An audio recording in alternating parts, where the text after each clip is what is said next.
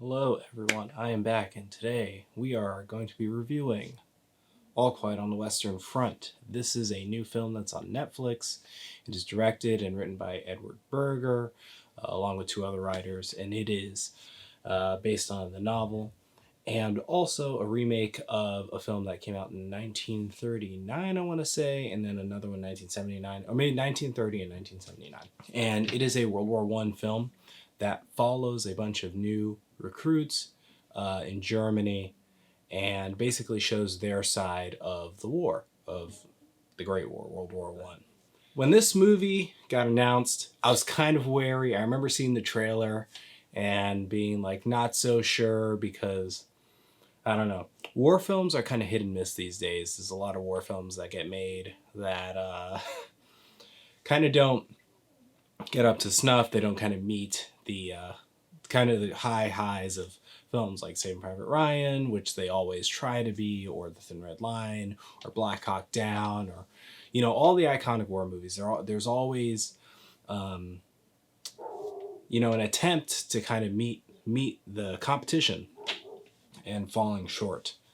However, it seems like maybe there's a trend coming back with World War One films, which is kind of pretty nice considering the last World War One film that we kind of like got was 1917, which was a very phenomenal film by Sam Mendes.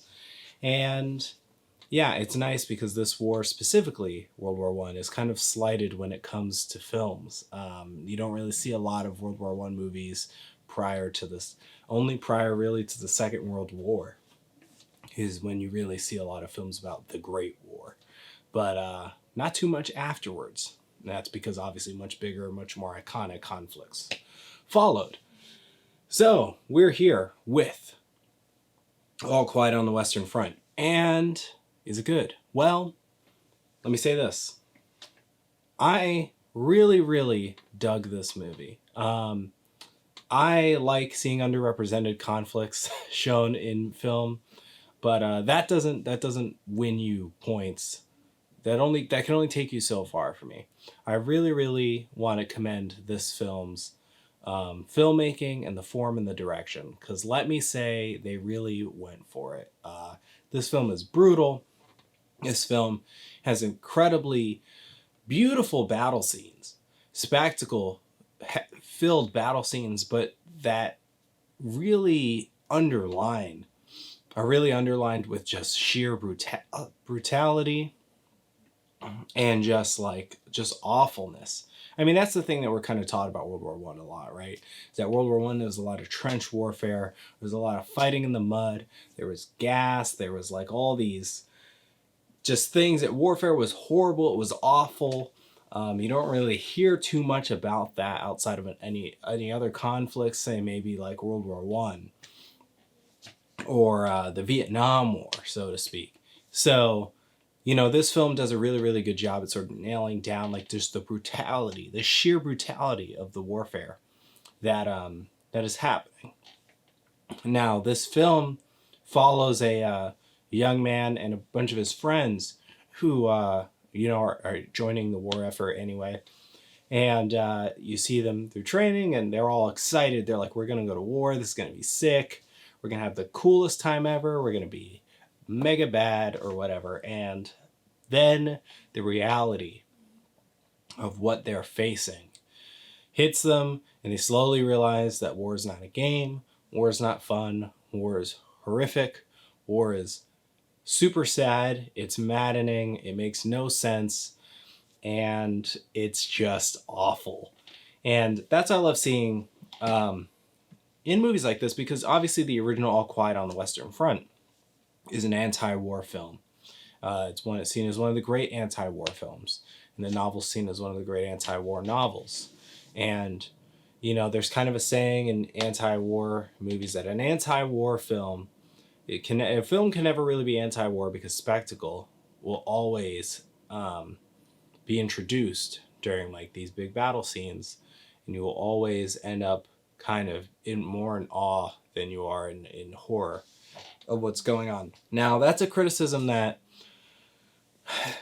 never really stuck with me too well, because I feel like war, like all things, is very complicated. Like, on a top down 1,000-foot view of war, it's just awful, right? Just an internal looking at the battles, having to live through battles is awful. But you can't deny that it's just like, a movie like The Wolf of Wall Street, which is obviously, super different genre. But the idea that there's never like a level of excitement prior to the absolute sheer reality of what's going on, the realization of what's going on, I think is disingenuous. And I think this movie handles that really well.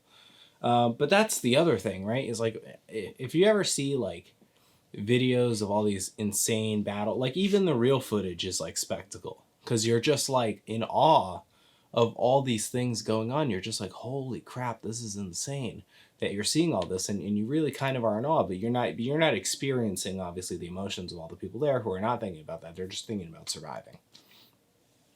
And with this film, you can make comparisons to 1917, to Dunkirk, even, the idea of following people in these battles. And I think the film did a really, really good job, specifically with its main character and its group of friends. You really kind of get attached to them, which is nice, but it's also obviously very sad because inevitably some of them are going to die. And you're going to have to watch this character go through some really, really grueling, horrible experiences. But you also watch them have some really fun experiences as well, and some very enlightening experiences, and experiences that, build their character, build up the friendships, but also experiences that really kind of just are a downer. And that's kind of just what it is with war movies. I think this movie does it pretty well. And, it's also nice that, we're getting to see a World War I movie about the German side of World War I in German, which I like. It doesn't break the not realism, but the immersion, so to speak, that you can actually watch this film in German. It's also a really interesting side story about the ceasefire that happens in the film, and like the idea of trying these group of diplomats, right, between Germany and France, trying to end the war. And that storyline is specifically led by Daniel Bruhl's character, who obviously Daniel Bruhl is really, really great actor, and he does a great job in this film. I guess one of the questions people may have is like, is this going to be a better movie than 1917? And I think in a couple ways it is. The thing about 1917 is a look at World War I that is, yes, it's a big war movie. It's got these crazy set pieces. It's got a very amazing two character friendship dynamic at the center of the film. Its form is specifically unique in that it's made to look like it's entirely in one take or two. But with this movie, it's obviously maybe a little bit more conventionally structured. But, and especially in form, obviously there are cuts and everything like that, but these battle scenes are crazy.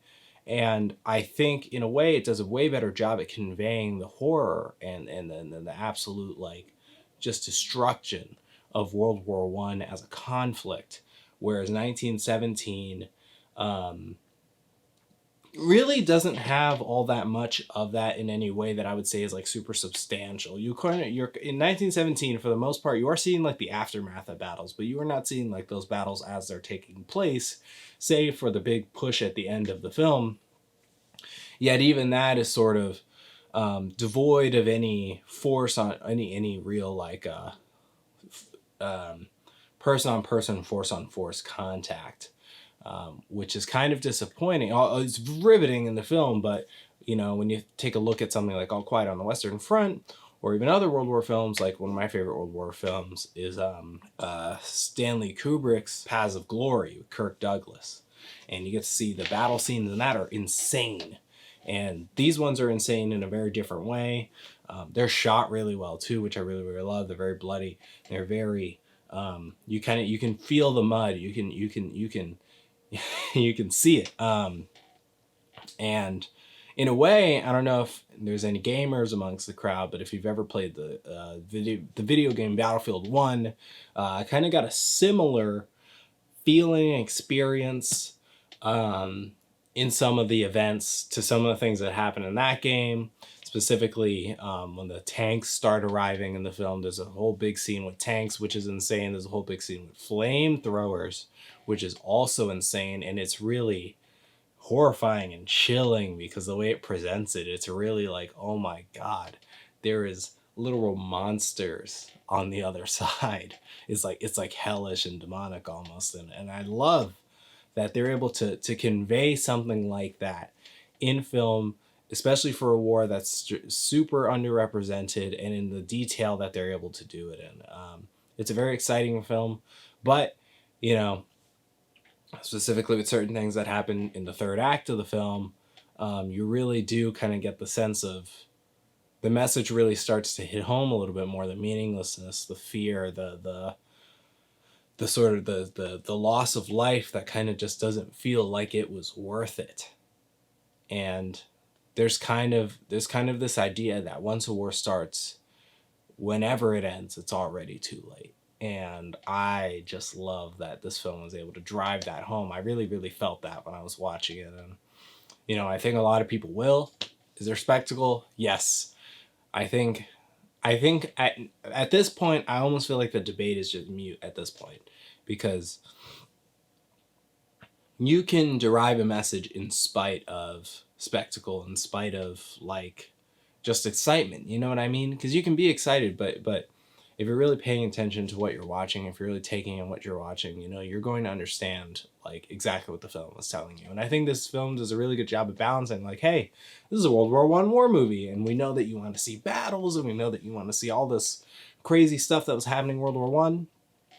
But at the same time, we want you to know, like, hey, you know, we're seeing these battles and everything, and you might be having you might be a little excited because you're seeing all these battles or whatever, but just know that, you know, real people died here, and this wasn't a picnic. this wasn't, oh, the good old boys are going down, we're gonna fight a war, we're gonna come back home, it's gonna be awesome. This was a horrific, hellish, just wasteland that was destroyed for a conflict that the world gained nothing for. So, yeah. All Quiet on the Western Front. I think everybody should go see this movie. It's a great movie. It's a good updated version, especially for those who maybe don't want to see the original. You know, for some reason, if you don't want to see the original, Netflix has made a super accessible new version that's really, really awesome. I recommend putting it in German with the English subtitles so you can kind of get the full effect of the film. And yeah, thank you guys very much for watching this video, this review. Love this movie. Also, as you probably noticed behind me, I am reading Quentin Tarantino's Cinema Speculation. Very, very excited to dig into this book and just to see what he has to say. I cannot wait to share with you guys what I've read and how I feel about this book once I finished reading it, because obviously I did do a review of Quentin Tarantino's first book and last book, Once Upon a Time in Hollywood. So I've been very, very excited for this book to show up, and now that it's here, I cannot wait to be able to talk to you guys about it, and especially because it covers my favorite decade for film, the 70s. So yeah. Thank you guys very much for watching. I'll see you guys all in the future with more videos. And yeah, adios, y'all.